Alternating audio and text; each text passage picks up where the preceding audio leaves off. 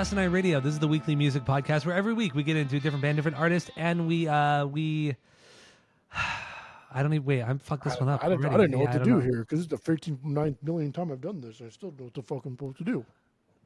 This is Asinine Radio. This is the weekly music podcast where every week we get into a different band, different artist, and we break down one of their records. We get into the music, lyrics, how it was made, and everything in between. This week we are doing Frank Sinatra and Sinatra at the Sands. This is a live record.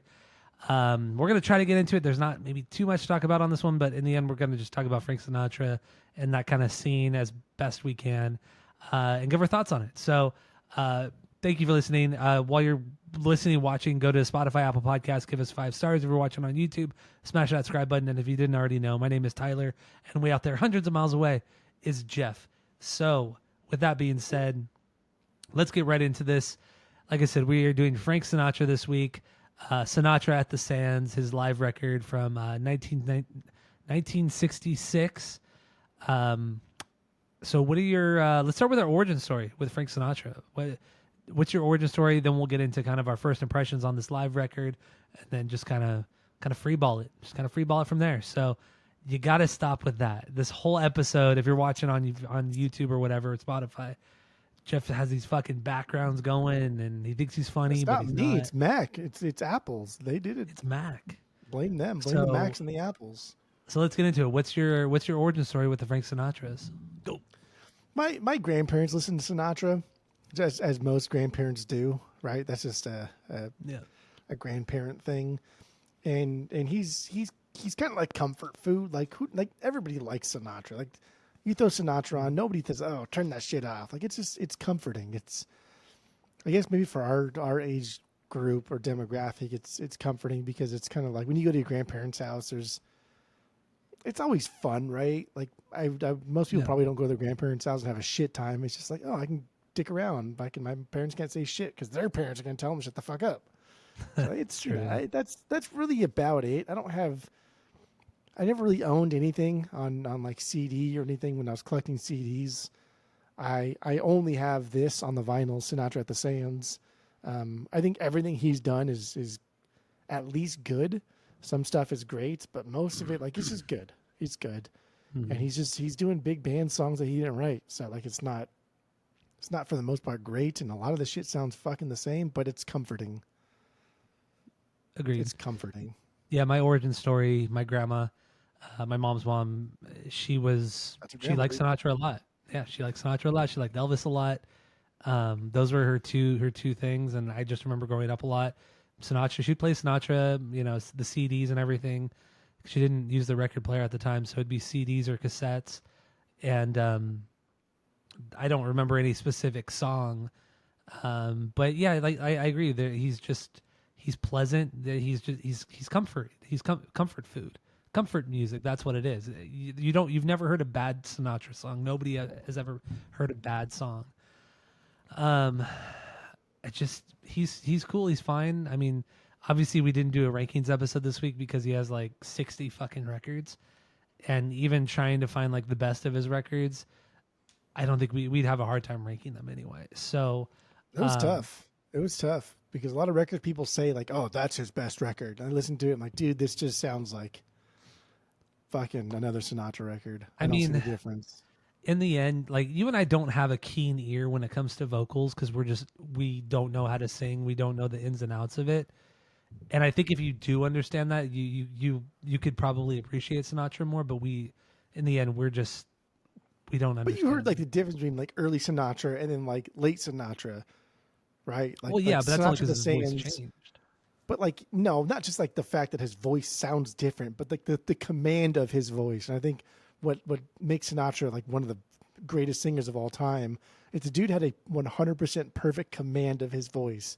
Whatever he thought in his mind, his voice could perfectly replicate whatever sound he was going for. And it also helped that he was working with like the biggest names in all of big band in his early stages, and like the biggest names in jazz in the 50s and 60s. So like any time that because he was orchestrating too, it wasn't just like he was a singer. Hey, give me the lines. He read sheet music. He was helping to orchestrate. Sometimes he would actually be the conductor of the orchestra. like when him and Nelson Riddle hooked up, like he would oftentimes take over the role of conductor, and Nelson Riddle was fine with that because he's the one writing the music anyway. He's like, I don't give a fuck. I'm gonna get paid regardless. Do whatever you want to do, Sinatra. So I think it's just like Sinatra's command of his own voice is just is something that's like top 10, dude, top fucking 5, like absolutely fantastic. And from what I was reading too, is that he wasn't a sight reader. Like he couldn't read music. He didn't know theory, nothing like that. He was just, a lot of it was by ear, but he knew how to find the perfect note, the perfect pitch, whatever it may be. But he didn't really know what he was doing. He just kind of knew what felt right or what sounded good. And what's crazy is like a lot of people respected him for being like that. Like a lot of well-trained musicians were like, yeah, this guy doesn't know how to read music, but he knows what we want. He knows what we're going for. And that's what's really cool about Sinatra too. Like he just kind of like says fuck it and does whatever he wants, but he makes it sound fucking good. It's crazy. There's just so much to talk about with Sinatra, and that's why it was difficult to hone down like what we're going to even talk about on the pod, because this is literally going to be just this stream of consciousness, two dudes shitting around. But he didn't like read in the sense that like Tommy Dorsey, the big band guys, read, but he knew how to read music to where like, okay, I've done this, 30 times. So these notes on those little lines on the sheet music, like those little dots that are filled in, that's my range if I'm going for this mood, and that's my range if I'm going for this mood. So it's almost like I don't even know how to be. It was like half-ass. It was like he was half-ass reading music or sight reading bulk, music, not like individual notes. He more like read like because he could read the different bars and all of that. Like he could figure out, he could read enough of the music to know the timing and when to change to a different whatever it is, a different section. But yeah, he didn't technically know how to read music, which is super fucking. I think it's super cool. I mean, we'll get into, because I think Sinatra is essentially like two things, right? What makes him, if not the most popular singer of like the entire history of the earth, is half his music, but the other half was him, like the swag, right? The riz, as the kids say. So, but like that's Sinatra, and he only got better as he aged, right? Like a fine wine. Right, he had more riz as he aged, and that's wild. And it's not even just like a little bit more, right? Like some people like Brad Pitt, right? As he ages, like, oh damn, like Brad Pitt's still a good looking dude, like he's a good looking grandpa or whatever the fuck it is. Like Sinatra like became who he is the older he got. Like what we all think of Sinatra, that's him in his elderly years. That's him and his after 35, 40 years old. Yeah, late like mid 40s and then onward. Because I mean, yeah, every video and picture you see of Sinatra is from the 60s, like maybe early 60s up through the 70s. That's like where you see the most of Sinatra, and he was in his 40s and 50s and 60s at that point. He was an older guy, and I don't know. We watched that, or you watched that whole documentary. I forgot what it's even called right now, but it's considered like the best Sinatra documentary. It's like it's a 4-hour thing. It's chopped up into 4 different episodes, but it's 4 hours. I got through the first hour and I just thought, man, dude, there's so much fluff. Like, and I mean, that part of the documentary I watched, reading the Wikipedia. That's really what it was. It was because reading the Wikipedia. I read the Wikipedia and then I watched that part of the documentary, and I read that part in 10 minutes and I wasted an hour watching it. I mean, it's cool seeing like the picture slideshows and everything like that of him when he was a kid and all that, but there's also like a lot of anecdotes from there like Dean Martin, Joey Bishop, and people like people in the scene, people that knew Sinatra, people that liked him, people that kind of like thought he was kind of overrated, people that were jealous of him. So that was cool to have like those people come in, and also like some of the bigger anecdotes about Sinatra's life and some of the rumors and stuff. It was cool to hear people either say, yeah, that actually did happen, or like, no, that's a little far fetched. That didn't happen. But it was a good doc, but like, dude, 4 hours. That's not a doc. That's a fucking, you know what I mean? That's like, you're just reading a book at that point. That's silly. Like no one's going to watch that unless you're fucking us, me. I know. Yeah, I gave But up. like to be fair, I did it because I was just I threw it on the background as I'm doing stuff on the computer, and like Yeah. taxes are due soon, so I was really just doing our taxes for the business as I put that on the background. So wasn't really focused on it. How adult of you. I But know, like double boring on top of boring. I know. I like doing taxes though. It's exciting. But in the end, it's like, it's, Dude, are we just like he just here we go. Wait, you're like a hardcore singer with that one.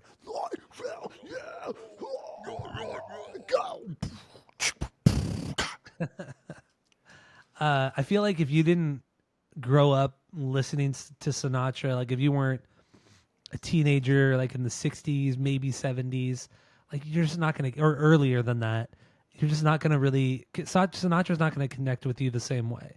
Like with us, yeah, our grandparents listened to him, but we had no real connection to him because we didn't go to Vegas and see him a bunch of times like my grandma did, you know.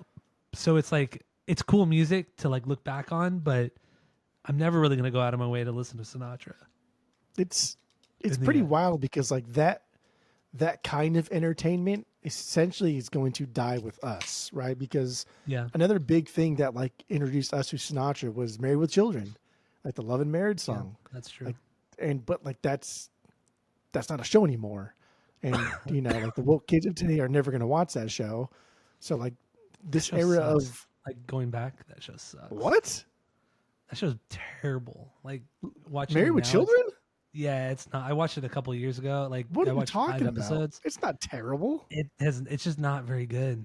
It's Even fucking for a funny. sitcom. Even for a It's sitcom. stupid slapstick, and everybody on there is like the most insane version of like a normal person that they could be. And there's no way in hell a family like that could possibly survive in any way, not just like financially, but also just not killing each other because they're all just kind of douchebags. And that's what makes it funny. It's like The Simpsons, but adult. Okay, Dude, Mary Children's a hilarious show. You're fucking wild. it's not. What the fuck? This comes from the same guy who thinks Home Improvement's like the greatest fucking thing that Home God's Improvement's ever given great. this earth. Please. Home Improvement's great. It's No, on. it's not. It's on Netflix now too. Yeah, On not top gonna of watch Disney. that. So yeah, I think this Fucking era of do rag music on is if you're going watching a to. video. I think this era of music is probably going to die with us. I don't see people younger than us ever going and listening to Sinatra outside of maybe like Starbucks playing it, right? Yeah. Because Or like like why? during Christmas, you'll Yeah, hear like like this but Christmas then song. you're just gonna go like Bing Crosby. Like Bing Crosby, Yeah. like Or even Dean that's Martin. Even the it's best selling Christmas record that we have at the store for sure. We sell that shit fucking like hotcakes. Can't keep it in stock, but that's it.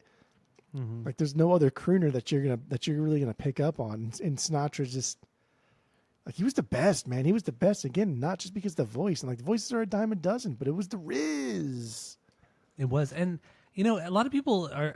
I didn't really realize it till this week, but women, I mean, girls loved Sinatra, and they even had a name. They were called Bobby Socks. That was like what girls who love Frank Sinatra. That's what they were called. And honestly, like looking back, he was not an attractive guy. He really No, wasn't.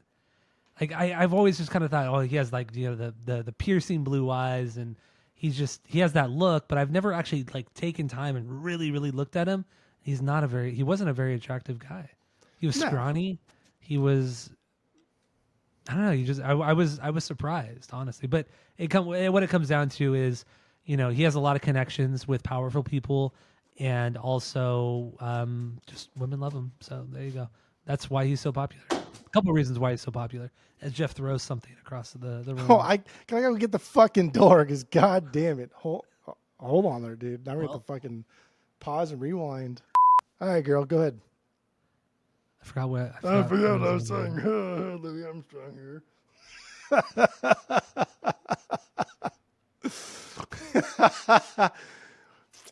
Yeah, Sinatra's. You were talking about how ugly he was. He was not an attractive a guy. I think because honestly, even after watching a lot of like the Rat Pack stuff, and but damn, it's like I watched most of the roast. I don't watch the whole roast, but like Dean Martin was really funny. But a lot of those guys are just not. They're like not. They're just. I don't know. They're not attractive dudes. Like in the sense that like I don't know, like a Rat Pack today, right? I don't know, like why? But like we talked about this before, how people from like the 50s or whatever that are 30 years old, right? Like we're not 30 anymore. We're well over our 30s, but people that were 30 in the 50s look like they're fucking 50 today, 50, yeah. Right? Yeah. Maybe that's just like a sign of the times. We're just. I also do think like men were just more rugged back then than they are now. We're I think dainty little fucks now. Back then, men generally were drinking a shit ton of alcohol, liquor, on top of smoking multiple packs of cigarettes a day. You know, and that's going to age you like fucking crazy. Just treating your body like shit like that. So there's that. Good stuffs. That's the good stuffs. But yeah, I don't know. From what I was reading and watching with Sinatra, I mean, you can't obviously deny his talent. The guy was fucking talented. But from what I was reading, it's kind of like he wouldn't have gotten certain things had he not known people. Like even going back to when he was a kid, he wanted to join that group, that singing group, and they didn't want him in it. So his mom got involved, and she forced him. She forced the other kids to let Frank join. And then you kind of look back and like read about like what his parents were doing, and they owned a fucking speakeasy. They owned a fucking bar. Like these guys were fucking. His parents were bootleggers. They were immigrants from Italy, bootleggers in the 20s. But they pretended not to be Italian. They pretended to be Irish. No, or the dad. Or yeah, they did so that the dad could box. So he could box, and so they could own the bar. The Italians were even less than the Irish, right? Like true, yeah. And that's a fun and interesting thing in itself because they got somewhere pretending to be somebody else, which is cool because Sinatra spent like the rest of his kind of life like fighting for rights for people that were like, especially like blacks, right? Like Sammy Davis Jr. in Vegas, that era, like fighting for civil rights and being a spokesperson for that and donating money because of where he came from. But yeah, for sure. But his mom was respected. Like she ran a fucking underground abortion ring for people that needed it. People had no money to raise a kid. Like she helped a lot of people. So she did help the community a lot. She had a lot of sway. But for sure, the Sinatra, I mean, like that's a whole mob thing too, right? Sinatra would be nothing if it wasn't for the people that have helped him. Yeah, it's like he was in that contract with. It was before he went to Capitol Records, I believe it was. Tommy Dorsey. Yeah, Tommy Dorsey was in the contract with him, and then all of a sudden, you know, he got roughed up or something. Nobody really knows. And then all of a sudden, nobody really knows. But then all of a sudden, Sinatra's out of the contract and he signs with Capitol or whatever it was at the time. And then he had a shit time with Capitol. He had a hard time getting out of that. Then went to Capitol later on. Yeah, okay, that's what it was. And then he had a shit time with Capitol for the however many years. And then he quit that and then created his own label, Reprise Records. And then he finished out his whole career with Reprise Records, the record label that he owned. But I mean, and then you kind of read about come on, his connections to the mafia were so obvious. Some of his close friends were straight up like not heads of families, but just people high up in the mafia and organized crime. He was friends with enforcers for the head of the Genovese crime family. Is that how you say it? Genovese? The Gabagool crime family, essentially. The Gabagool crime family. But yeah, like going back to the Tommy Dorsey thing, like that's a whole fucking Godfather scene, right? Is when the kid in The Godfather, and he's like, "Hey man, can you help me?" He's like, "I'm gonna make him an offer I can't refuse." That's the fucking Sinatra thing. It's the Sinatra story, and that's the whole scene in Godfather is iconic. But like in the documentary, like there was 2 or 3 accounts, and someone like half of them were like, "No, that never happened." And half of them like, I don't want to say it happened because I don't want to get in trouble, but But it's it's so obviously happened. Like you just don't get out of a contract like that. But then Tommy Dorsey was a dick. He's like, I want 30% of your fucking income for the rest of your career. Which is wild. Like, are you crazy? But then I agree, that's wild. But then all of a sudden, going from that to literally getting nothing, it's like, come on. And then there was like stories that I read too. There were stories that I read too that he ended up signing away his contract for $1. And it's like if he actually only if Sinatra only had to pay him guess we're done here. Sorry about that.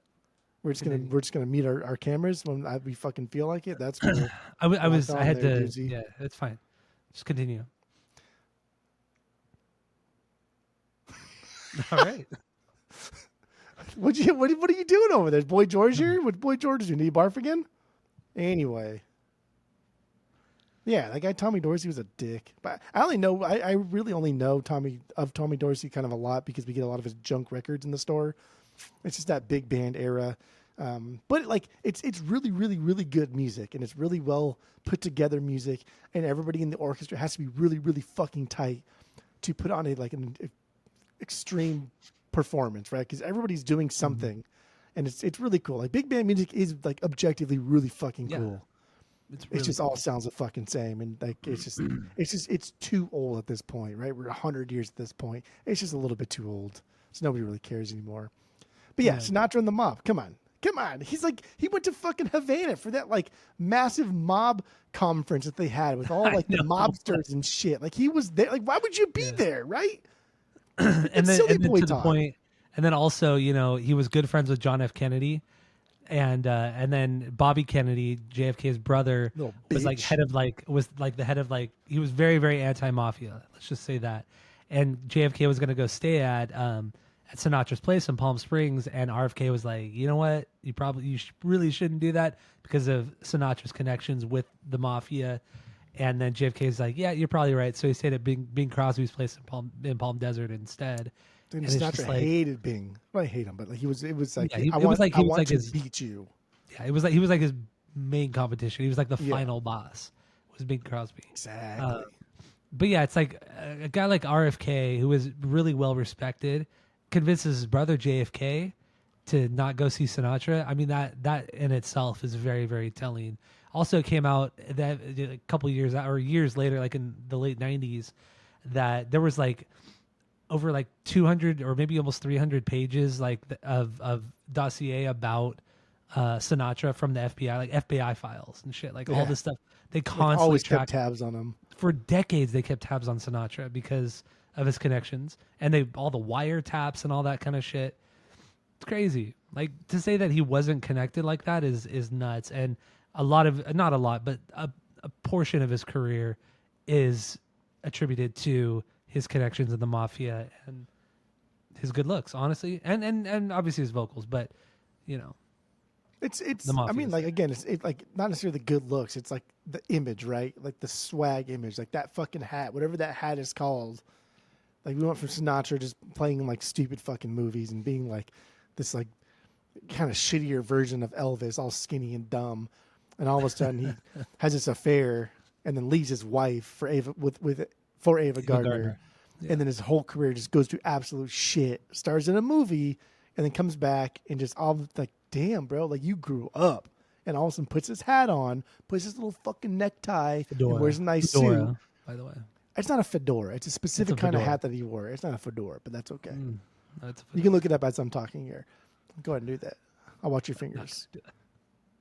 I'll do that. I'll do that after I'm done talking. Then continue. Yeah, puts on this fucking hat, and now he's an entirely different persona. This weird like sex symbol that's simultaneously like young and invigorated, but also like wise and kind of like worn and stuff. You know what I mean? Like it was something that like we've still kind of like never seen. We've never seen someone like this before. Even still today, like who was like Sinatra, like young, kind of at heart, and just wants to party and. Like, what you're getting yourself into when you hang out with Sinatra, but then also kind of like calm and collected and wise and cool and old. Yeah. I don't know. You know what's so a modern day singer who's always compared to Sinatra is Michael Bublé. And honestly, I mean, musically, vocally, I could see why. I mean, they sound very similar, and Michael Bublé is a fucking amazing singer. Yeah. And then have you ever like read more about like him personally, like how cool he is? Yeah. Like he just loves to like do hood rat shit with his friends. Like he just loves to fuck around with his friends and drink a shit ton of beer. Like he's just like this kind of like not a frat boy per se, but just like he just likes to hang out with his friends. Like that's all he wants to do in his life is hang out with his friends and get drunk. I mean, that's very much like the same kind of like Sinatra thing. Like I just want to get out and party and make music and that's it. Like it's just it's kind of weird how similar Michael Bublé is in a modern sense to Frank Sinatra almost 100 years ago at this point. So I was actually talking about Michael Bublé when Malcolm came into the store. He said, "Oh, you had the Michael Bublé still on the wall, huh?" And I was like, "Dude, he's cool." because another guy had come in, wanted to buy it, and it was too expensive. But like, yeah, we had talked to Michael Bublé for a minute. I was like, yeah, he is actually really fucking cool. But like, he's not Sinatra cool. You know what I mean? Like, oh, I mean, Sinatra did it first too, so it's like anybody that comes after but him Sinatra is did be... it best because even though I agree. there is this weird like glamorization of like the mob and the mafia, especially in this era of like United States history. There is a glamorization of the mafia and being involved in that. And I think like the reason why it probably never came out, I guess there's a couple reasons, but like his uncle was one of the dudes in the mafia that was one of those wise guys that they put him on the stand and he cracked jokes and shit and fucking he would take nothing serious and he'd say, and everybody would laugh in the courtroom and hoot and holler. That was like his uncle, the guy that got him in with the mafia. And wasn't he in jail for like 15 years or something like that? Like he went to jail for a while for something. I don't remember what it was. Yeah, he was in jail for a minute. They're all fucking in and out of jail. Right. But there is something to be said about that because like I don't know that era of like the mafia it's a little bit more like leading into like the Vegas stuff. It's a little bit more innocent, right? Like if you want to be involved in that kind of stuff and you go to Vegas, like you're bound to like buy illegal drugs and do a lot of things like that, and you're going to be paying a price for them or whatever. But like at least it's localized in Vegas. And I think the reason why Sinatra never got, because like honestly, if dude like JFK only got fucking elected because the mob like helped the Teamsters and the union guys vote for JFK and stuff like that, which in part was like because Sinatra told them to, in part because the mob told them to.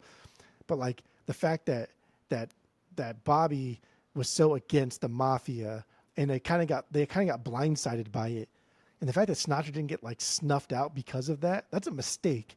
So like Sinatra should have got whacked and like his uncle should have got whacked because like the whole thing was like, hey, I'm going to give money to you and you give money to Sinatra and Sinatra give money to JFK. And when he gets elected, we don't want Bobby running whatever position he was in to start going after the mob, right? Like that's the whole purpose of us giving you fucking money. And if you don't deliver, then you're going to get killed. But I think because Sinatra and the Rat Pack helped like Vegas become like the greatest iteration that Vegas has ever been. And they were probably making so much fucking money. All that like, gambling, all those. That's probably like the one time the mob was like, all right, you know what? I'll give you that one. You fucked up, but I'll give you that one. You know what I mean? Like, come on.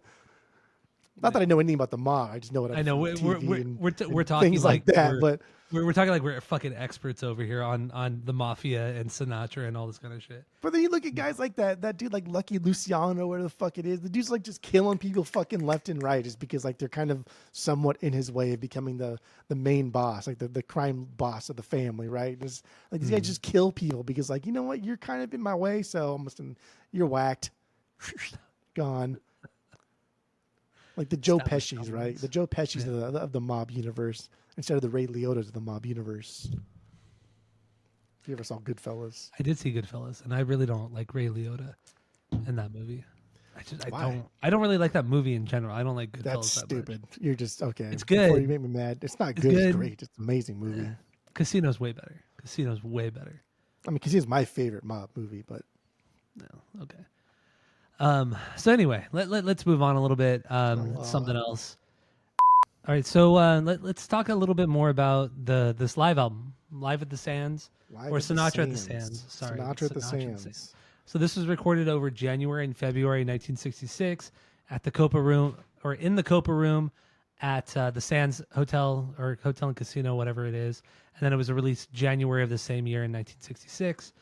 I was kind of looking up the Copa Room and pictures and fucking cool. Was it not cool? It was cool. And the Copa Room, it sat 400 people. It says capacity was 12,000 people, but it sat 400. Yeah, and I saw a lot of. I was looking through a bunch of pictures of that, the Sands Hotel, and all that kind of shit. That's the Goodfellas. When they're going to the club, that's the Copa Room, dude. Was it? Oh yeah, because I guess Goodfellas was because the Sands was taken down in 1996. I think Goodfellas was 92. I don't know if it is the Copa Room, but I think that's modeled after like what's supposed to be the Copa Room. Okay. But yeah, dude, like if I in this like me in the 60s watching Sinatra at the Sands, I'd be fucking drunk and I'd be smoking so many cigarettes. I know. I don't even smoke, but I'd be smoking like a pack. I'd be sitting there just chain smoking. Skinny cigarettes? Wait, yeah, of course. Or I might even get one. The with the plastic, little yeah, with the the little tip. plastic things, or the ones that are like that long. So Oh like the yeah. cigarette becomes like this fucking long. I might even get one of them holders too, where you hold it like that with the little thing, with the little stick on the stick, like so it's like perpendicular. Yeah. Dude, fuck yeah. Just so cool. Just oozing with So cool. so Goodfellas came out in 1990. So they probably actually filmed it at the Sands. Because if a lot of that shit, like in Casino and Goodfellas, they actually filmed in Vegas. So, but anyway, yeah, This it is was it was this is the torn down height of in Vegas, 1990. man. And Yeah. this performance was his first. I think it was his first official live release It on was live record, record. and which is also crazy because he's old, right? He's born in Mhm. 1915, so 15, 25, 35, 45, 55. So he's He 50. was He said he was he was 50. over 50. Yeah, he was like 52 or He's 51, like, turned 52. 50 the other day. Remember he's talking like he's fucking like super from Jersey and stuff. Like, Yeah, I told him to fucking hit him once, but get the bill. Tony Like dumb, Soprano over here. yeah, like a dumb fucking idiot. But it's good. It's good, and he nails it. And what's cool about Sinatra too, and you watch like videos of him and the whole like special that he did later on, and in this performance is when it's time for like the instrumental break or when it's time for like a solo, a quote unquote like big band solo. He's Mhm. always there with like the yeah, get him, how, wah. You know, he always does those little Yeah, fucking like Batman noises and shit, like yo, and lets him go. But like that's cool, man. Like great way to like entertainer, prop your man. band up, right? Way to like Yeah, let your band do their thing, give them their moment, but also like assert like kind of your dominance in there. Like that just adds a little bit extra layer that I'm the man here and I'm allowing you to do this, but I'm also going to make it so that everyone is listening to you right now. Go. I do like that a lot. That's like Also, this era's equivalent of uh, like the punkers like going go. go. Go. Yeah, you're right. You're right. It really is. Or kind of like very kind of David Lee Roth too. You know, it's like Yeah. getting everybody pumped up for Eddie's next part or whatever. You know, it's just So cool. it's just a good front man, a good entertainer, just a straight up great It's a entertainer. great entertainer. Yeah, and in the end, that's what really Sinatra was he was a great entertainer because, like we mentioned, he didn't write any of these songs. He had nothing to do with really any of these songs at all, except he came in and sang. And I mean, he did a little bit of arranging. He did some of that, but you know, what these weren't his songs. He just chose the right ones to sing to, I guess you could say, or he hired the right people to perform on the records, like the right orchestra, the right whoever it may be. I mean, for example, this record, Sinatra at the Sands, he got Quincy Jones to come. Quincy Jones, Flashes of Quincy. Jones. So yeah, he Quincy Jones arranged and conducted this performance on this record. Count Basie or Bassie, it was Basie or Bassie, I don't know. I always say He was Basie. he was the orchestra the orchestra, was it orchestra leader or orchestrator? What is it? I think he's the Composer? band leader. Yeah, band leader. That's what I was Yeah. trying to think of. He was the band leader. I mean, just very famous guys. I mean, Quincy Jones, it's still pretty early on in his career, but I mean, still very, very famous at this point. And I mean, just Definitely before heavy like Quincy hitters. Jones went full like pop, right? Yeah, in Like the this is '70s. Yeah, still him kind of like arranging things in kind of like the jazz realm with a little jazz bit big more band row. soul to it. And like Count Basie and his orchestra, like this is like they're locked in, dude. They are Oh locked yeah, in, and they have like musically, yeah, definitely. 15 guys behind Sinatra doing essentially the same thing over and over and over. But it never feels repetitive. Even Mhm. though the songs are very similar to each other, it's never like, oh fuck man, like I'm over this. I'm tired of this. Like end this shit, right? Like it never Yeah. feels repetitive. It feels like a show. It feels like I'm there. It feels like I'm having a good time. It feels like I'm part of like what is happening here. hmm Historic. It's fucking historic. It really is. And then I mean, going through this record several times over the last couple weeks, I mean, it's very of its time, like comically, you know, or stand up wise. Because I mean, a lot of this is like the whole was it Tea Time, that almost 12-minute song. It's just him Yeah. doing stand. It's him doing stand up for 12 minutes. That's what it is. I mean, it's because like the band's taking a fucking break. They're Yeah, gonna I go know. smoke a After cigarette and shit and come back. after and- going so hard for fucking 35, 40 minutes. yeah, it's not just like, Um, yeah, I'm good.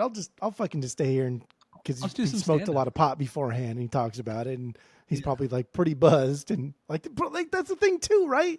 Like he's probably not like super high, but he's definitely had because he talks about how the Mary Jane's biting him in the ass right now. Like that's crazy. Like so he's a little Well, I mean, high, he's a little stoned, even and going he's to that, drinking. well, talking about like him performing, intoxicated. I mean, yeah, that was always kind of the shtick with him and especially the Rat Pack. But apparently, from everybody that knew Sinatra and the Rat Pack, they never actually performed drunk. Like they might have been drinking a little bit, but they never came out drunk. Like all the stuff with Dean Martin and him being drunk, that was all a shtick. None of that was real.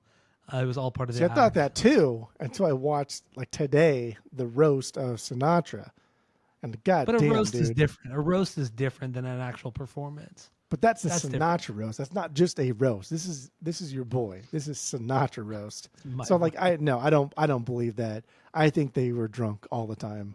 Well, And I I mean, think I know. I mean, Sinatra had issues, not issues, but I mean, he did drink a lot. He drank a lot, especially liquor, and I know he had a painkiller problem as well. And also, it was known when he was with Ava Gardner before they were married, like when she was more of his mistress, and then even after they were married.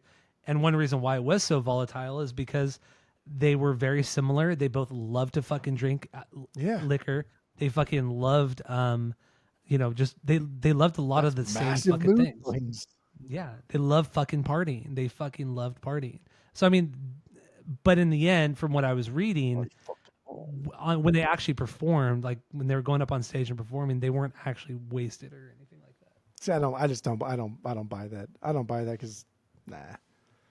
Because these guys all fucking drank, dude. Like it's not just Well, like yeah. the performers, but like the band guys drank. Count Basie drank. Like Louis Armstrong drank. Everybody fucking drank. It was just a part of life. Maybe like their drinking compared to our drinking is different. Like how like people in England, Skip will say, "Oh, we drink to fucking die." Like, okay, buddy boy. Well, I don't know about that. But like maybe people's like opinions on drinking are just different. But like, nah, dude, these guys all fucking drink constantly.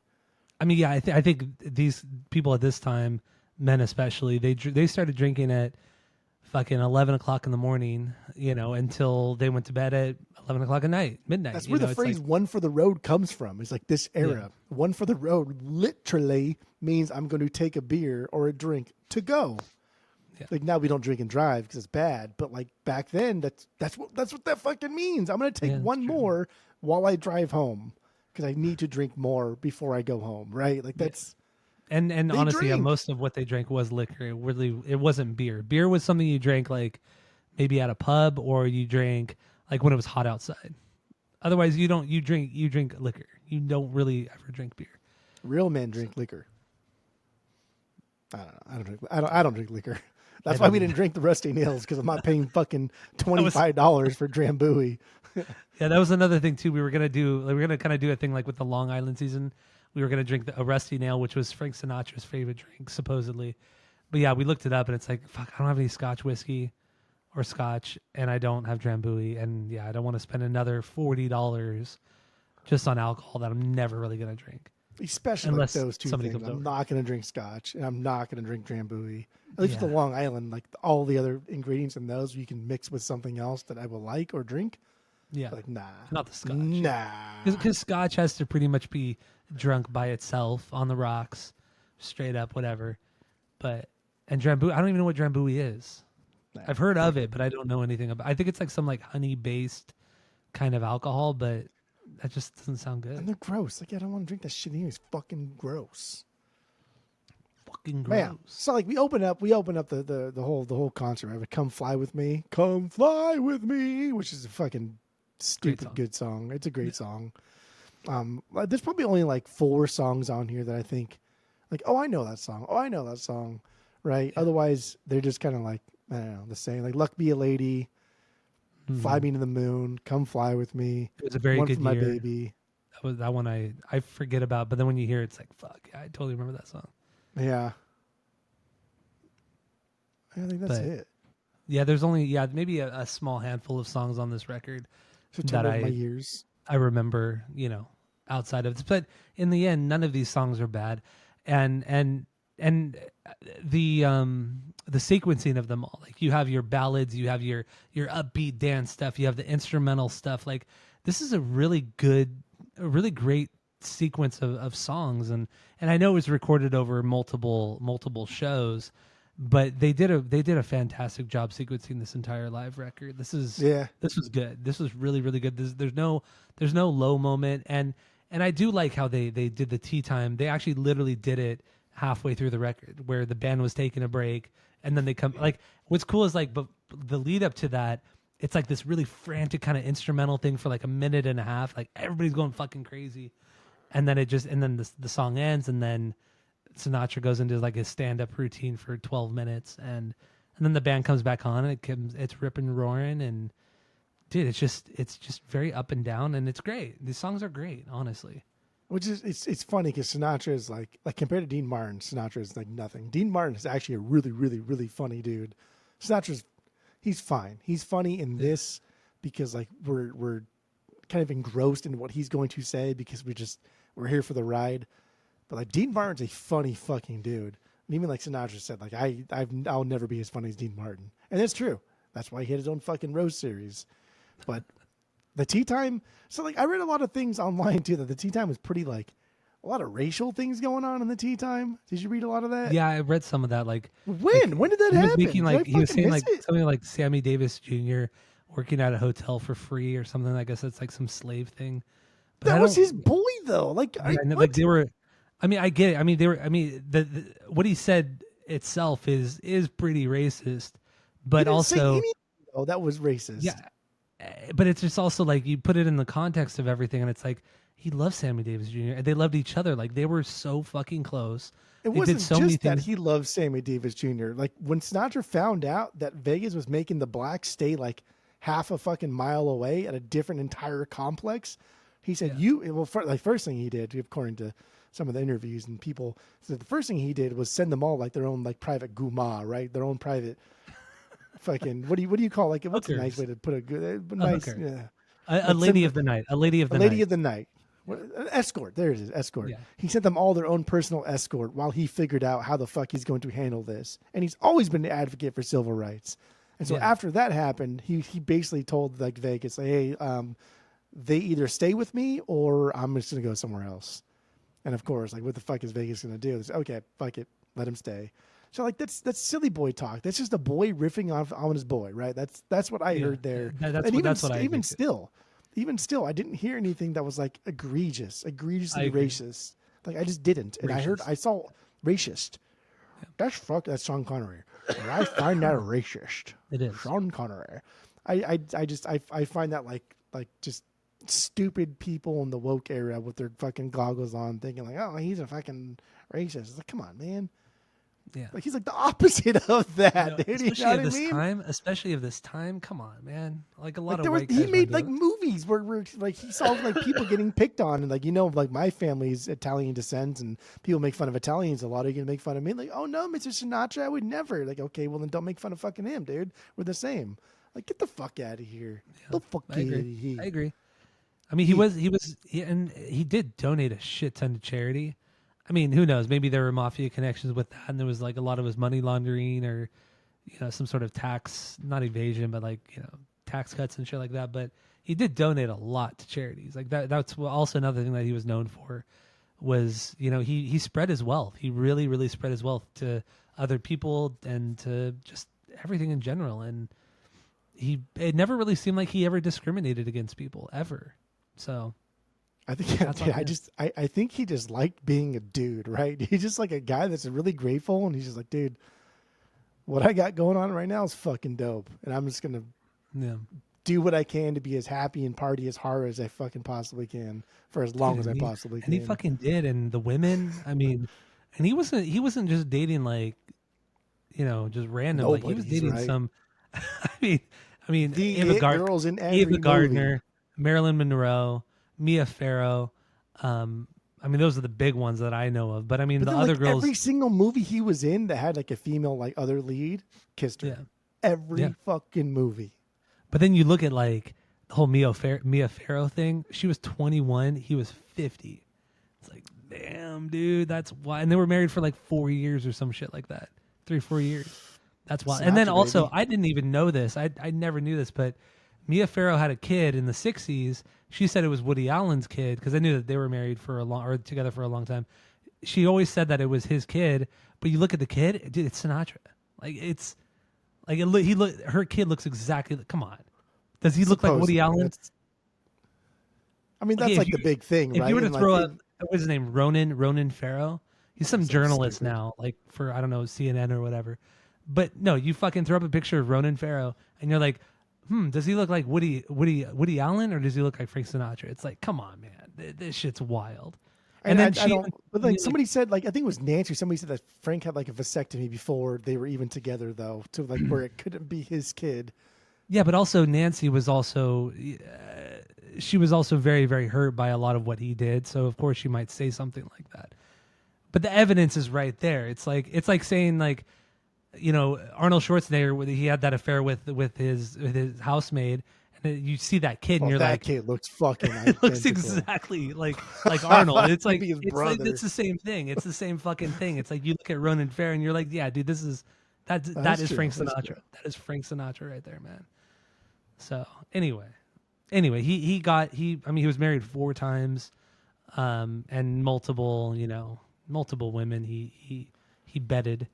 I mean, like I do feel bad for the I forgot what his first wife's name was, but I do feel bad for her, Nancy, because right?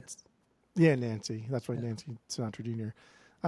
I do feel bad for her because I was like he did her dirty. They did her straight dirty. Yeah. I was like, well, now I'm a big star, so I'm gonna take off now. I'm gonna get going. Like that's fucked, dude. Everything else after that, like that's showbiz, right? These people fucking do it to each other all the time and whatever. I don't give a fuck. But Nancy Barbados, whatever her name was. I think it was like Barbados or something like that. I do feel bad. That sucked. That's fucked up. That's fucked up, bro. Fucked up, bro. But yeah, dude, they got like the party. You did. Whatever. God, can you imagine going to Vegas in the 60s or 70s? What a cool time, man. Like that's the whole like the doc kind of went over that concept too. Is like imagine like thinking. I mean, it's hard for us to kind of think that way because there's so many different mega pop stars that we all kind of like idolize. Whereas in this period of time, there's not as many pop stars to idolize. So imagine thinking like, I'm gonna go to Vegas, and maybe I'll play craps at fucking the Flamingo, and next to me will be Sammy Davis Jr. Next to me will be Sinatra, Joey Bishop, Dean Martin, right? Or somebody like they're dating, or somebody like is insanely famous, but I'm not there to like get autographs and take pictures and shit. We're just there to fucking hang out, get fucked up, and have a good time. Just like that's crazy. That's what like the appeal to Vegas was, right? Like I could go out, hang out, and get drunk with Sinatra. Yeah, and just have dude, I would go and get drunk with Sinatra. And have a shit ton of sex. I mean, that's why it was called it's called Sin City. It's like, alcohol, especially back then, drugs, sex. That's all. That is Vegas, man. That is fucking Vegas. Or especially back then. I mean, I haven't been to Vegas in a long time, but I mean, sure, it's still like that. I haven't been in like 6 it's probably years, 7 similar years. to that. But then like there was that I just saw this fucking like a year or two ago, like these 2 girls like hooked up with this dude and then shot him in his fucking hotel room and robbed him. And it's like, man, that shouldn't happen in Vegas. That didn't happen in mob Vegas. Tell you that much. No, did not. In corporate run Vegas, that's what happens. In mob run Vegas, you get fucking comped rooms. You don't win no money, but at least you get free rooms, right? And that's fine. Like that's a trade off. Like, I'm okay with losing my money, but like show me a good time. Yeah. Speaking of Vegas, I am going out there in a few weeks. Got a comped room. No, I'm not getting married. But I'm going out there. Got a comped room. Some friends of ours live out there, so I'm going out there in a couple weeks.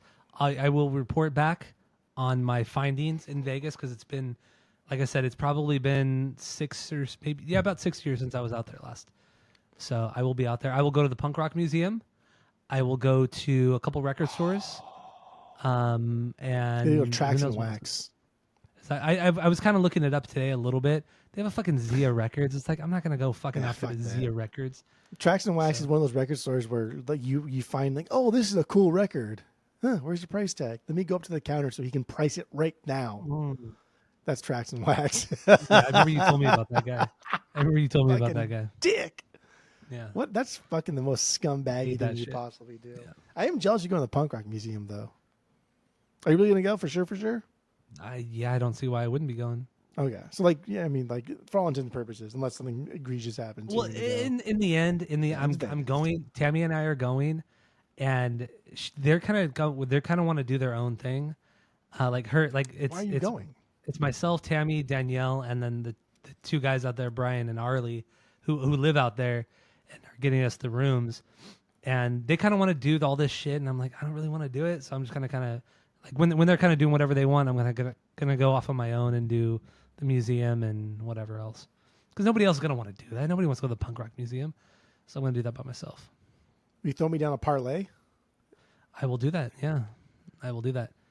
I don't know what hotel we're staying at yet. They haven't told us what room they got us, or what hotel yet. But Is it on strip or off strip? It'll be on strip. I'm pretty sure it's gonna be on strip. I mean, I don't care. I don't care if it's on Fremont or if it's on the strip. I would actually prefer it was on Fremont. But what if it's like way off strip though? What if it's in like? No, because Arlie, he gambles a lot. Like he gambles a fucking lot. So they're gonna get us a nice room. That's what I've been told. But yeah, so I'm going out to Vegas. I don't really like Vegas though. I mean, it's not. You and I used to have a lot of fun when we used to go, but that was a long time ago. I mean, I've been to Vegas post that, and I think that it's just not. If I'm gonna go to Vegas, I'm gonna lose. Let's say $2,000, right? Yeah. If I'm not paying for drinks all weekend, if I'm not paying for food all weekend, if I'm getting my room for free, and maybe you throw me a couple tickets to go see Penn and Teller, right? That softens that blow exponentially.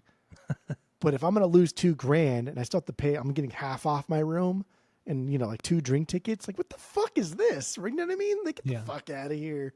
Like, nah. And I remember going to Vegas a lot with my mom and stepdad because he gambled a lot. At the time, my mom gambled a lot. And I remember, dude, like, our rooms were wild. Like, we got, like, crazy rooms. And I know, like, he gambled, like, a lot. But, like, we all had our own room and shit. Like, it was fucking crazy. That is crazy. And like every buffet, that was Vegas in the '90s, though. Vegas in the 90s, what I'm saying. Yeah. Like Vegas in the 90s is probably the last like iteration of like the golden years for Vegas. Yeah. Whereas Vegas now is probably just it's corporate run, and corporate it's the worst. Get it back to the mob. I mean, honestly, the first time I ever went to Vegas was when I was driving through Vegas to go somewhere else. And I was like maybe 10 or 11 years old. And then after that, the next time I ever went to Vegas was with you, when you and I drove out to Vegas for the night. When you and I left at like 7 o'clock at night, we drove out there. We got there like midnight. And then you and I partied all fucking night until like 7 o'clock in the morning. And then we drove home the next day. We drove home that day. Yeah. So we didn't even fucking sleep. We just stayed up all night partying. For pussies. And then drove home from Vegas. That was literally the first time I had ever been to Vegas. Wow. Yeah. So there's that. Yeah, and that was 2000. That was 2008. That was right after you turned 21. Because that's why we went. Because you turned 21 in April, and I think we went like a month later. It's like, well, we have nothing else to do. We work. Neither of us worked the next day, and we're like, fuck, let's go to Vegas. We've never been to Vegas. Let's fucking go to Vegas. So we just fucking drove out there. No idea where to go. We just kind of like, well, if we take this freeway all the way out, we'll hit Vegas. We had no hotel room, obviously. We just found a random parking structure in Vegas, parked there, and just walked around we literally walked around all night. Like maybe that was at the time too, because you could drive on the strip, and people were crossing the street, right? Mm-hmm. Like now, like there's like overhead escalators and shit, but like I remember Vegas where you could just walk across the street, like on traffic and stuff, and like that's Vegas. And then watching that documentary with Sinatra playing in Vegas, the Sands and shit, and like seeing like the downtown on the strip, and like how much lights and just people were out there, and it seems safer then. Like I just don't think Vegas is like very safe anymore. It's everyone's too aggressive. Weird. It's because it's like, I mean, it's weird because like Vegas they tried to have that like overhaul where they tried to make it more family friendly. And then they demolished a bunch of the old casinos and put up like Treasure Island. And, the Sahara, the Sands. Yeah. But then the Riviera. But then that didn't like go anywhere. Like they did it for 15 years. Then it's like they didn't make any money. So now they changed it back to like more of the Sin City thing, like big fucking hotels. And I mean, The hotels there now are insane. They're fucking huge, man. They're fucking But enormous. you can't have this kind of Sin City anymore because of like just technology. There are Yeah. too many cameras, and you can't go there as the CEO of a company and just do a fuck ton of cocaine and hook up with whoever you want because someone's gonna film it. So I Yeah. think like, honestly, probably the reason because like I went to Vegas like honestly probably like 50 times with my my mom and stepdad, and like she was like, oh, you can bring a friend. I was like 9. And we'd walk the strip, and we'd come home with fucking stacks of those cards, right? Because like little hooker cards. Yeah, the And little they'd go titty like, cards. Yeah. we always go like this with them. They slap them dude. down like this, and we collect Dude, them. yeah, I know. And we'd have like Pokemon cards, and we stacked them. But like we'd walk the strip for 6-7 hours by ourselves, and we'd You're a only come 10-year-old back kid. as a 10-year-old I kid. know. It's fucking You know what crazy. I mean? Like, and I think it was probably safer back then because we're starting to get into like the corporateness of it, where there's probably still semi-mob owned. But I feel like people are polite probably when the mob owns it because you're not going to go to jail. You're going to get your fucking hand stamped down with a hammer, right? So like when the police are involved, like, yeah, get the fuck out of here. I'll hire a lawyer or some shit and get off the hook or whatever it is. But when the mob's involved, like people get hurt. So I think maybe like a mob owned Vegas is a polite Vegas and a safe Vegas. And it would just be cool to go to so Vegas. weird to think about. But like it'd be cool to go to Vegas and be like, yes, I know I'm going to lose thousands of dollars, but damn, I'm gonna get so fucking drunk and I'm still gonna end up in my hotel room and I'm gonna have all my kidneys, all my phalanges, all my feet, and I'll be okay. I'll have a good time. That's all I want. Yeah. And that's Sinatra's Vegas, baby. Do you remember a few years ago when there was the drought here in California and like the Southwest here, and Lake Mead, the lake over out in Nevada was starting to recede like really really far down. Yeah, and then dangerously low. like all these like skeletons were being uncovered, like chained to like concrete and shit. Like Yep. people were just all these like dead bodies were found from like decades past. It's fucking wild. But yeah, because Lake Mead, if you don't know the area, Lake Mead is not far from. It's like maybe Laughlin, an hour and Vegas. a half, hour and a half from Vegas and Laughlin. Like it's not that far, but it's in the middle of the fucking desert. This lake.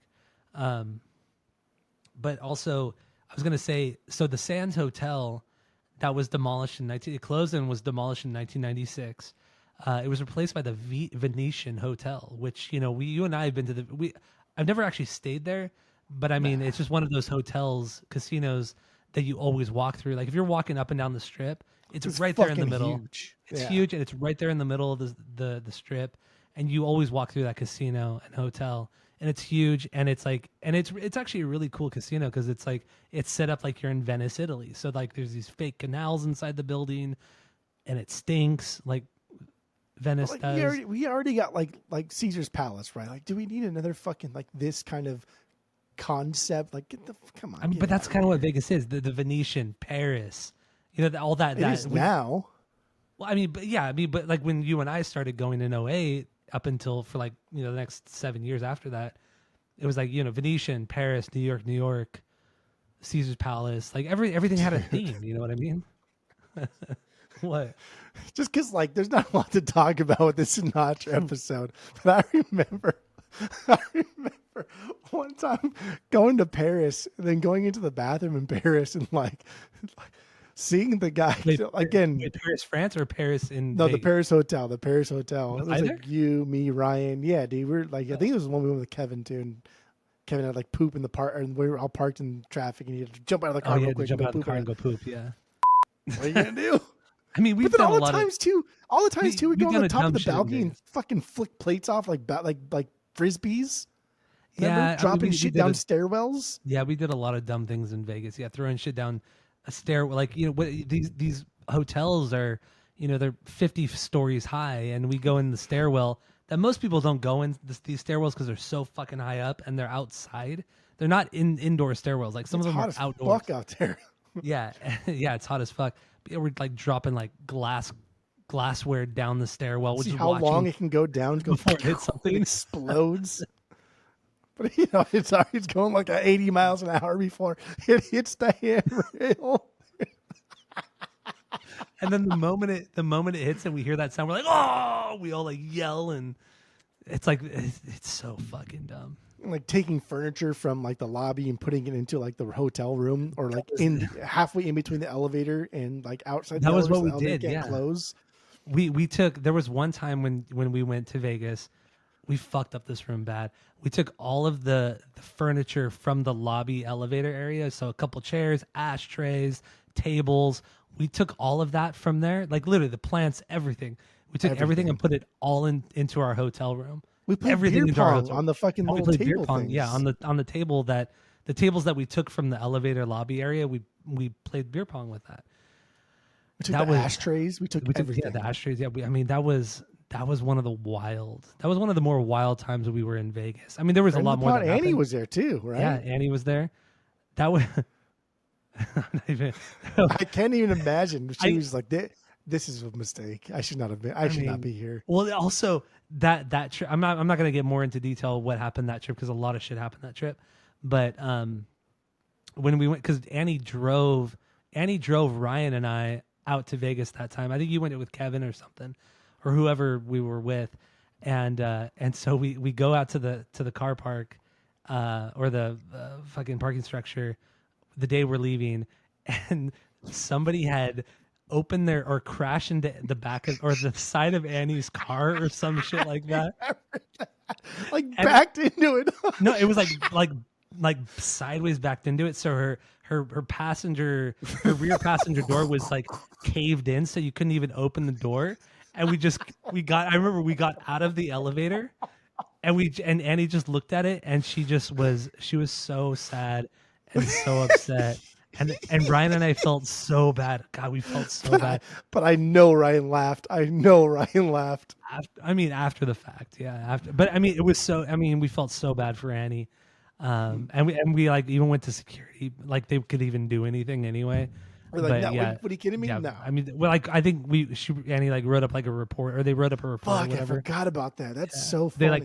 They crushed part of her car, like some probably some like giant pickup truck like fucking rammed her little car. Yeah, it's just some drunk Crushed it in. dickhead that couldn't get out of the parking lot and fucked her car up. Fucked it up bad. Yeah. What a way to end that weekend. Oh my God. That's so fucking funny. That's Poor good. That's Vegas, baby. See, that's what I'm Mm-hmm. saying. Vegas is there to just like wreak havoc. Dude. Or the one And then- time and that like- we And the opposite side, you lose thousands of dollars. That's okay. you do. But one other thing before we move on, I do want to talk about that antiquing weekend. We went there for friend of the pod John and his birthday, his 21st birthday. We went to Vegas, and then he brought his girlfriend who wasn't 21 years old. So it's like that was a bad idea, first of all. That was fun. But then there was the room with us in it. It was myself, you, Jeff, friend of the pod Ryan, Soheil, and it was an encore. Who was it? Who was it? It wasn't Encore. Who was that?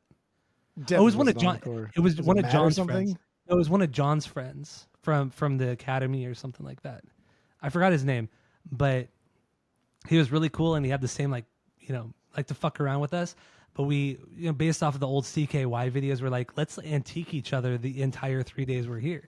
So we brought a shit ton of flour. We bought a shit ton of flour while we were out there, and anytime anybody was asleep, we would antique them. A handful of flour, just throw it in their face while they're asleep. And dude, literally that entire hotel room had a thick layer of flour, like the TV, the furniture, the beds. And then it was at one point, I remember me, you, and Ryan, we took the top comforter off of Soheil's bed, and we put a layer of flour between the comforter and the sheet. My God. Do you remember shit? I don't remember that at all. Yeah. Dude, we fucked that room up. I do remember someone getting you so good that like they were like caked on your eyelash. Caked on my eye. And then I had it in like my hair. It was like I was like white. I was fucking white. It like caked on your eyelash.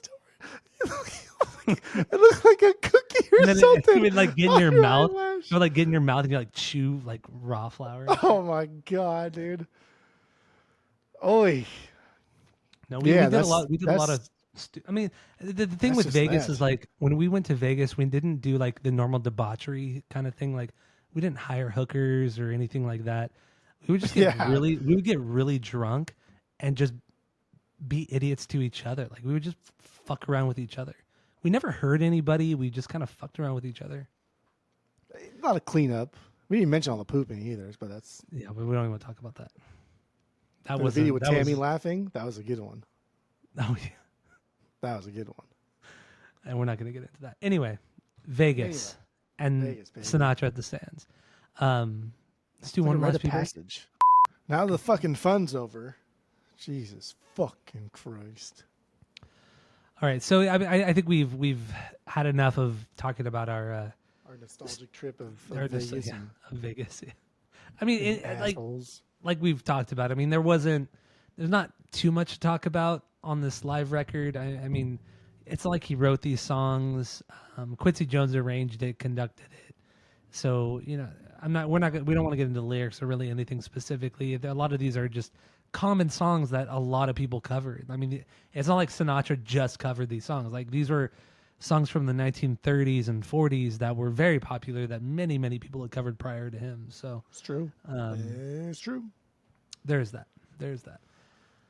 Yeah. So I don't know what you want to do. Do we want to talk about more about Vegas, Sinatra in general? I mean, I do want to go back to the tea break and just talk a little bit more about his stand up. And it really is not like stand up. I think he probably thought of it as stand up, but really it was just him riffing with the audience, audience interaction more than anything else.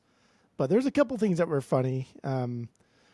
I thought it was funny when he said that when he's talking about how Dean Martin drinks so much, he's a drunk, and that was aggressive. And I think Sinatra's at his most funny when he's aggressive like that. Whereas like Dean Martin's just like naturally funny.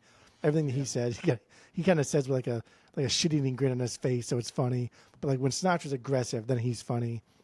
And he says like he goes like if you go to Dean Martin's house, there's no drinking after dinner. And he's like, well, you don't eat dinner until 3 a.m., but there's no drinking until after dinner. Like, I just thought that was so fucking funny. Because he says these little Jersey ad, there's no, we don't eat dinner till 3 a.m., but there's no drinking after dinner. And that was funny. And like the best part was when he calls out that dude for trying to like go to the bathroom or some shit. And he's like, hey, you like, where do you think you're going? Because the guy's probably like drunk too, and he's kind of like hobbling to the bathroom. And even he's like 8 to 5 odds. You don't even make it back in time. Like you can take forever to get over there. And I thought that was so fucking funny too. Like you're just gonna call some dude out in the crowd and fucking just make fun of him for going to the bathroom. Classic, absolutely classic. But yeah, that's all I really got. All right. I also saw that Sinatra hated rock and roll music with a passion. And the quote that I put here, you want to hear the quote about Sinatra? When someone asked him, "What do you think about rock and roll?" Mm-hmm. Here's what Sinatra said. He said, "It's brutal, ugly, degenerate, vicious. It fosters almost totally negative and destructive reactions in young people. It smells phony and false. It is sung, played, and written for the most part by cretinous goons. This rancid smelling aphrodisiac I deplore." Wow, that's so those good. Are words, dude. Those are words, man. See, I'm telling you, he's at his best when he's being aggressive. Just be aggressive. That's like I do like some of the hypocrisy there. Talking about degenerates and this and that, and it's just like, dude, you honestly were not much better, if not worse. You cheated on your wife a bunch of times. You were a drunk. You were this, that. Like who the fuck are you to criticize anybody else? To criticize anybody else, whether it's rock and roll or anything. Which is funny because like that quote that he just said, that quote's rock and roll, dude. That's rock and roll. Like the way you just said is punk as fuck, right? That's like saying what you truly believe, but not realizing that what you're saying is what you hate is actually you in itself. Also, Sammy Davis Jr., I never knew he lost an eye. Like I never know like he had an accident and lost an eye. Yeah, he was like before his first record even came out. His entire career, he had a fake eye. What? Yeah, he was in an accident, and like before his first record came out, and somebody was like backing out into like the highway, and somebody had to like swerve, and he ran into a tree. And at the time, in these old like Buicks or some shit, where the horn is now today, there was this like fucking capsule It looked like an egg, like an egg cut in half. Mm-hmm. And I guess it popped out and shot him and fucking got him right in the eye. Fuck.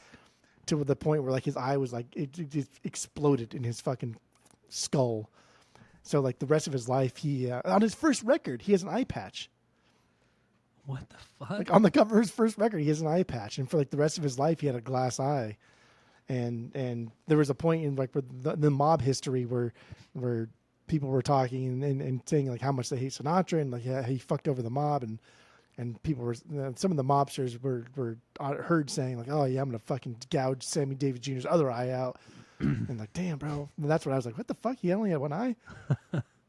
But then like they were, because at the time like you could only go to colored hospitals, and so they drove around for 40 minutes trying to find a hospital that would take Sammy Davis Jr. in. And I guess Sinatra was in. This was hours and hours away, but Sinatra was in San Bernardino at the time. And when they told Sinatra, he got in the car, just dropped whatever the fuck he was doing, got in the car, drove straight out there. And when he found out that they drove for 40 minutes trying to find Sammy Davis Jr. Hospital, he threw such a big bitch fit.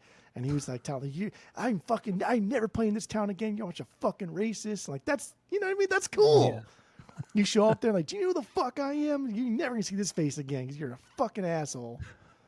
That's cool. Back up your boy. So there's a website called roadsideamerica.com, and they actually have the spot where he crashed his car.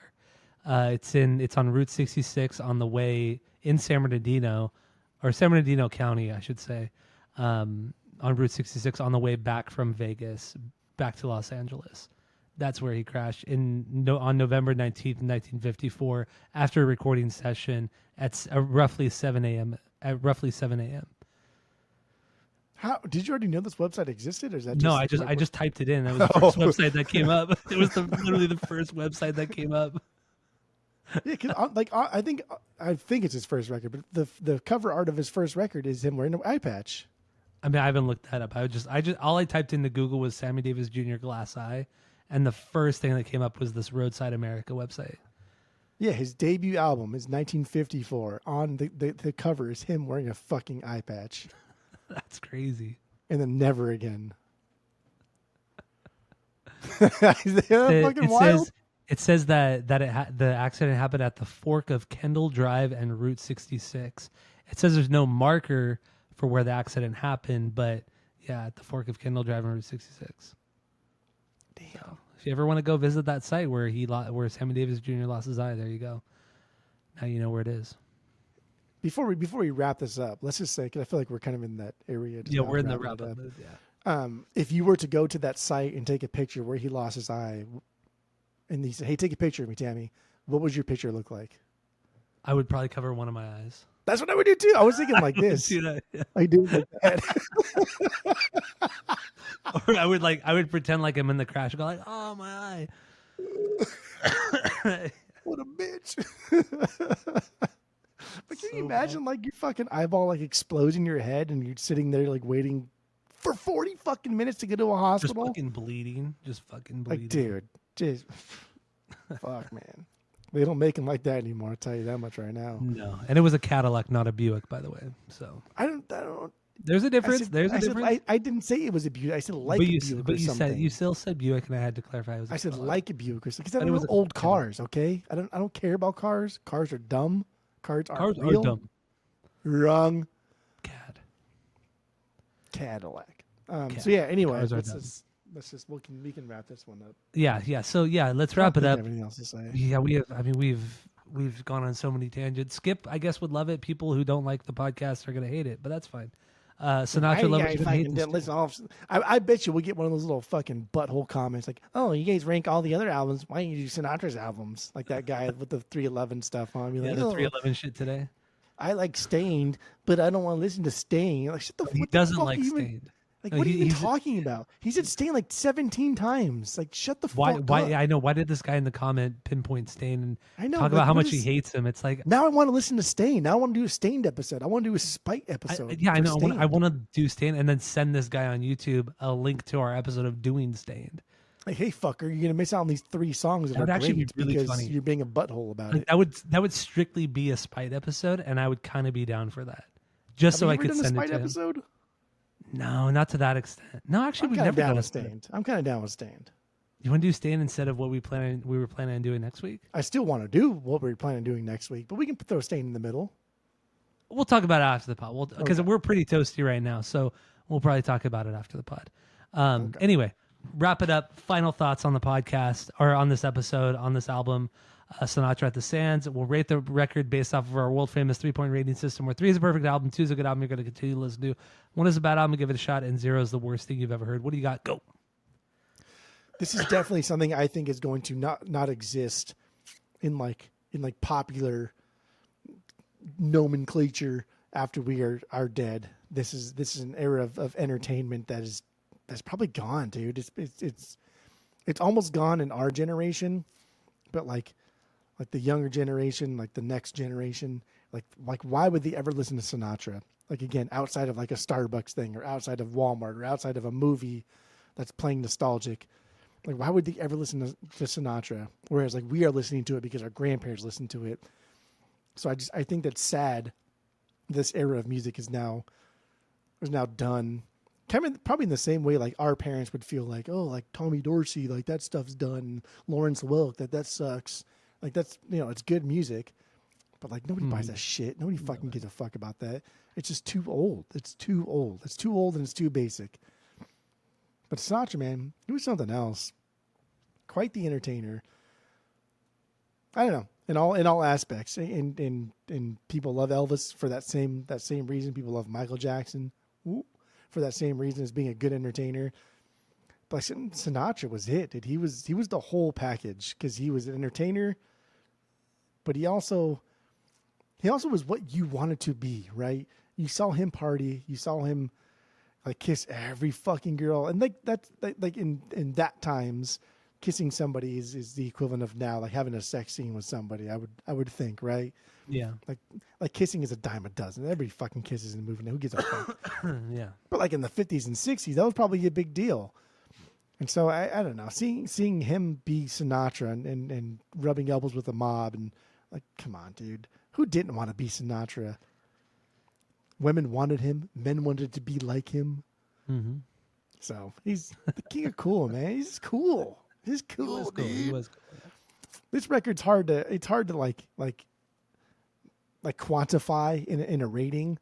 I think if it wasn't Sinatra, if it was like Joey Bishop, right? The other guy in the Rat Pack. Like how many Rat Pack members? There's 5 of them and I only know 4. Yeah. Right. Like But I also, never know the 5th one. Sinatra, like they weren't even the original. Like Humphrey Bogart was the original leader of the Rat Pack. Like I was reading more about it, and it was like a bunch of different people that came in and out of the group. Some of them were honorary members, and some, were actual guys in the Rat Pack. That era of the Rat Pack wasn't like the Rat Pack. Somebody had just called them like, "Damn, y'all look like a bunch of fucking rats in a pack" or some shit like that. Yeah. Whereas like Sinatra said, "Oh, that was cool that somebody said that to you. I'm going to create that on my own, with just my boys, and all we're gonna do is just get fucked up and fuck bitches all the time." And that was Humphrey Bogart. He died in 1957, and then. But it's not what he did. But it wasn't what it became. So like there was the Rat Pack before, and Bogart was the head of it. He died in 1957. Sinatra took over as the head of the Rat Pack, and then it became this production. It became the live shows, movies. Right. It became this almost larger than brand. life thing. It became a brand. Yeah, brand. Yeah. Yeah, that's the way. Yeah. Before that, it was more of just like doing shit with hood rat shit with your friends. Yeah, that's what people call it. Our group. Now it's like a brand. Correct. Yeah, now it's a brand. Yeah, for sure. But yeah, I don't know. It's like, again, it's hard to quantify a record like this because it's such a time period. It's such a piece of history. And it really is. Like, this is like there's only been a handful of comeback stories like Sinatra. Like the only thing bigger I can think is like Tina Turner, right? Just gets the shit kicked out of her so fucking long and then has like a period of inactivity and then comes back and is the biggest pop star in the fucking world. Like that's wild. Like besides that, like Sinatra, dude, that's a comeback story. We like a comeback story. So I think like objectively, maybe this is like whatever's, but like subjectively, what this stands for, like this era, man, this is like beyond 3. This is like perfect in so many ways. This represents a time. This represents a mentality, right? This represents like I don't know, dude. Just assimilation of races. This is the whole package. What more do you want? This is fun in every aspect of the word. This is fun. And you listen to this record front to back, and you're not having fun by the end of it, then you're a fucking fuck off. Honestly, like if you can get through this record and you're not having a good time, then you're a shitbag. Straight up. All right. So what would you rate it? What would you rate it? I don't know. I don't know how to rate this. I don't. It's unrateable. It's unrateable. That's a first. That is a first. Again, like if this was anybody else, like if this is Barry Manilow, who gives a fuck, right? Yeah. Like who gives a shit? Like great voice, of course, but like who gives a fuck? Even if this was the Boobs, like fast forward decades, right? This was the Boobs. Who cares? Yeah, it was a great performance, but I don't give a fuck. Because it was Sinatra, I give a fuck, and because of what he built, that makes his record better. Yes, because of the extra currics, that's what makes his record better. Because of like the fucking time, the decade that he helped build. Yes. Okay. All right. So you don't give a ranking or a rating. That's fine. That's fine. I don't know what to do. I can't. That's fine. No, it's fine. I'm not criticizing you. Just the way she goes. I will say though, if you're not having fun by the end of this record, then you're fuck off. You're a shitbag. Dickhead. All right. Yeah. I mean, this is. I agree with everything that you said. It's a time and place. I agree. It's going to be kind of lost with the generations. I feel like you and I and some people younger than us, we're the last ones to really hear Sinatra a lot because of our parents, grandparents, and stuff like that. But it's going to die with our generation. I mean, he'll always be known and shown as like, such an innovator, or not even really an innovator, but just like as a great entertainer, a great singer, this and that. But nobody will actually like really go around and listen to it. It's like most people don't go around and listen to fucking Beethoven or Mozart or shit like that. And I'm not comparing Sinatra to those two or many of those classical geniuses, but the idea is there. Like people aren't going to go back and actively listen to it. And that's what it's going to be at this point. So it is a time and place. Who he inspired, the scene, the culture that he inspired. I mean, in movies, music, just lifestyle. I mean, Sinatra. I mean, everybody. I mean, some like people older than like Gen X and prior are the generations that are that say Sinatra is the greatest of all time. Like Sinatra is their favorite artist, singer, whatever it may be.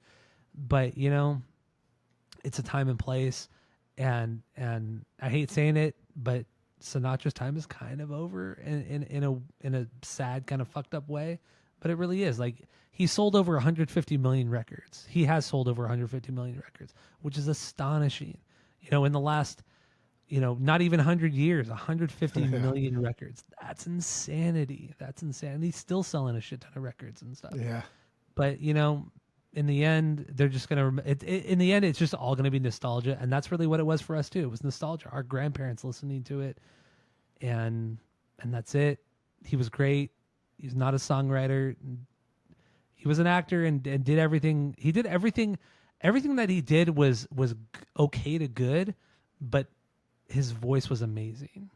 Like his voice was the only amazing thing about him, but everything else was like okay to good.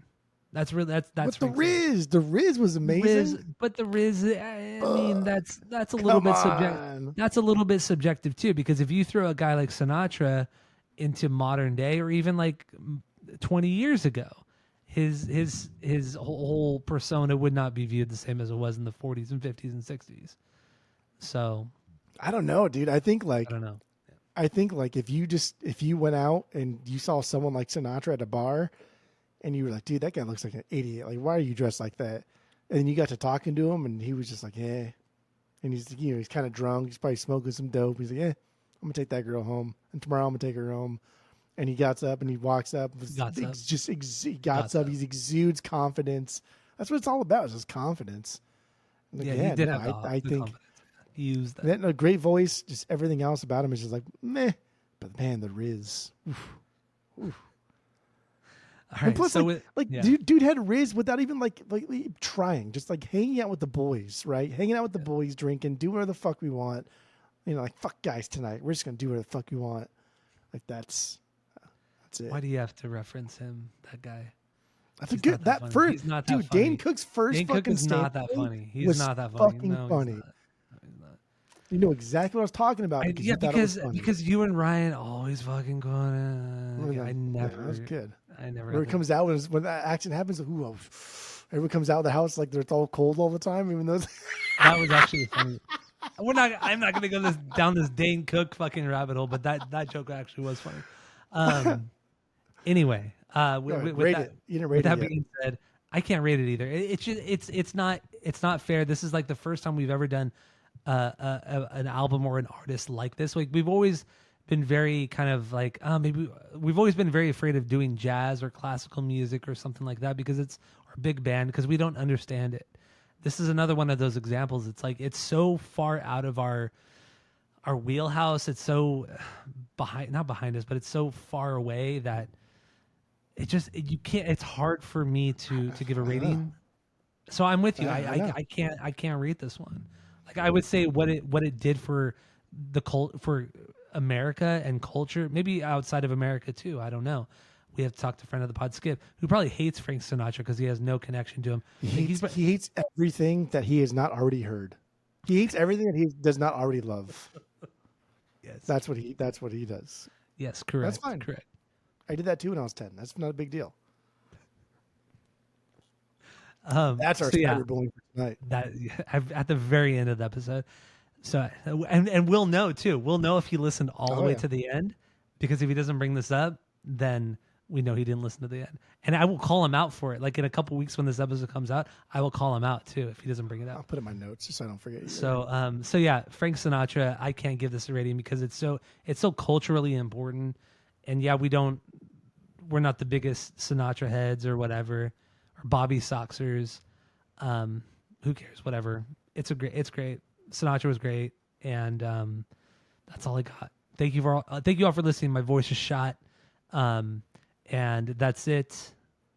That's all. Real Monroe.